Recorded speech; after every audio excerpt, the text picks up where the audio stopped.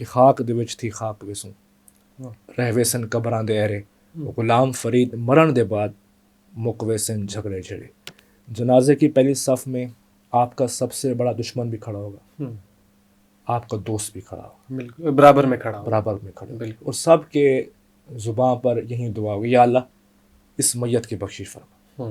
جو لوگ آپ کے ساتھ جڑے ہوں ان کو بھی اچھے لفظوں میں یاد رکھیں، اور جو لوگ چلے گئے یا کسی وجہ سے ان کے ساتھ رابطہ نہیں رہا ان کو بھی اچھے لفظوں میں یاد رکھیں. آپ انسان تو ایک ہیں لیکن آپ کے اندر کئی کریکٹر، کئی کردار ہیں، ایک انسان کے کئی چہرے ہیں. کئی چہرے. اب جو ہے آپ خواجہ فرید کے پیغام کے لیے، کیونکہ آپ کے والد صاحب جو ہے وہ سیاست چھوڑ چکے ہیں، وہ مستقل اب ادھر آ گئے، تو اب مستقبل میں کیا لائے عمل اپنانے جا رہے ہیں؟ میری یہی کوشش ہے، میری یہی کوشش ہے کہ میکسیمم جو نوجوان طبقہ ہے اس کو میں دین کے ساتھ جوڑوں، ان کے اندر حضور کی محبت کا چراغ روشن ہو، پنجتن پاک کی محبت کا چراغ روشن ہو، اور بالخصوص جو ہمارا ایک معاشرہ، آپ میری سپیچز سنیں، جو ہمارا ایک معاشرہ ہے نا وہ آج کل ایک نفرت اور کریکٹر اسیسینیشن، ہم اخلاقیات سے گرتے جا رہے ہیں.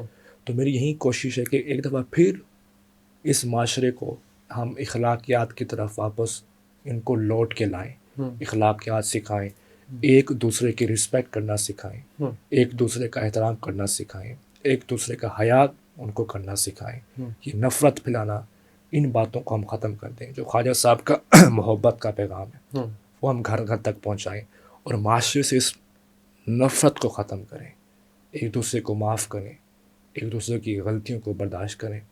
زندگی تو سن یہی ہے نا کہ خاک دے وچ تھی خاک وسوں رہوے سن قبراں دے ایرے غلام فرید مرن دے بعد مکوے سن جھگڑے جھڑے. جنازے کی پہلی صف میں آپ کا سب سے بڑا دشمن بھی کھڑا ہوگا، آپ کا دوست بھی کھڑا ہوگا، بالکل برابر میں کھڑا ہوں. برابر میں کھڑا ہوگا، بالکل. اور سب کے زباں پر یہی دعا ہوگی، یا اللہ اس میت کی بخشش فرما. تو جب اینڈ ہی یہی ہے تو کیوں نہ زندگی سے پہلے ہم یہ نفرتیں ختم کریں. ہمارا المیہ یہ ہے کہ جو انسان زندہ ہو ہم اس کے اندر اتنے عیب ڈھونڈتے ہیں کہ اس کو شیطان سے بھی بدتر کر دیتے ہیں. وہی انسان جب مر جائے تو پھر ہم اس کے اتنے قصیدے پڑھتے ہیں اسے فرشتوں سے بھی افضل کر دیتے ہیں. تو صوفیہ کا پیغام یہ ہے کہ جو زندہ انسان ہے ان کی قدر کرنا سیکھیں، ایک دوسرے کا احترام کرنا سیکھیں. جو میری کوشش یہ ہے کہ زیادہ تر کہ ہمارا جو معاشرہ ہے اس کو پھر سے وہ اخلاقیات، تربیت اور تہذیب سکھائی جائے، پھر سے یکجا کیا، پھر سے یکجا. یہ کریکٹر اسیسینیشن، ہر انسان دوسرے انسان کے لیے زحمت نہ ہو، دوسرے کے لیے تفرقے بازی رحمت ہو. ٹھیک ہے. آپ نے بار بار شعر پڑھے، ہر مطلب گفتگو میں ایک بار بار میرے سوال کے فوراً بعد آپ نے شعر پڑھا. آپ کو شعر و شاعری سے بڑا لگاؤ ہے میرے خیال میں. آپ نے کبھی خود بھی شعر لکھے؟ جی کوشش کرتا ہوں لکھوں، مجھے یاد تو نہیں ہوگا لیکن خود میں اتنا لکھ نہیں پاتا. اچھا. لیکن میں پڑھتا ہوں کافی، کیونکہ شاعری ایک ایسی چیز ہے جو آپ کو آسان لفظوں میں بہت گہری بات سمجھا جاتی ہے. بالکل آسان لفظوں میں آپ کو بڑی قیمتی باتیں سمجھ میں آ جاتی. بالکل. اچھا، اپنے علاقے کے لوگوں کے لیے اور اپنے فینس کے لیے کوئی آخر میں پیغام دینا چاہیں؟ جی بڑا خوبصورت سوال کیا آپ نے. میرا یہی پیغام ہے کہ اگر آپ زندگی میں خوش رہنا چاہتے ہیں، زندگی میں کامیاب ہونا چاہتے ہیں، تو اپنے دل کو حسد اور نفرت سے پاک کر دیں، اپنے دل کو شکوے سے پاک کر دیں. واصف علی واصف رحمۃ اللہ فرماتے ہیں کہ اگر زندگی میں سکون حاصل کرنا چاہتے ہو تو خالق کے سامنے مخلوق کا شکوہ نہ کرو، اور مخلوق کے سامنے خالق کا شکوہ نہ کرو. زندگی آپ کی سکون سے گزر جائے گی. حقوق اللہ تو معاف ہے، حقوق علی بات. آپ فرماتے ہیں کہ خوش نصیب انسان وہ ہے جو اپنے نصیب پر خوش ہے. تو میں ہی اپنے نوجوانوں سے کہتا ہوں اپنے دل کو صاف کریں، دوسروں کے بارے میں اچھا سوچیں، آپ کو بھی زندگی میں اچھا ملے گا. دوسروں کی خوشیوں کے اندر اپنی خوشی تلاش کریں، آپ کو بھی خوشیاں ملیں گی. اور دوسروں کی عزت میں اپنی عزت ڈھونڈیں تو اللہ تعالیٰ آپ کو بھی عزت دار بنا دے گا. جس دل میں حسد ہو، نفرت ہو یا کسی کو گرانے کی بات ہو، زندگی میں وہ انسان کبھی کامیاب نہیں ہو سکتا. اور میں بالخصوص خاص طور پر کہتا ہوں کہ اپنی زبان کو غیبت سے پاک کرو. کسی کا کریکٹر اسیسینیشن نہ کرو. کسی کی عزت کو اچھالیں گے تو زندگی میں خود بھی کبھی آپ عزت دار نہیں بن سکتے. تو یہی پیغام ہے کہ اپنے دل کو نفرت اور حسد سے پاک کریں.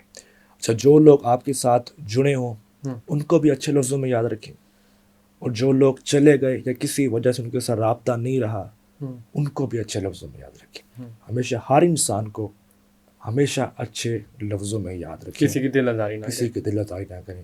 آپ کی زندگی انتہائی خوبصورت گزر جائے گی.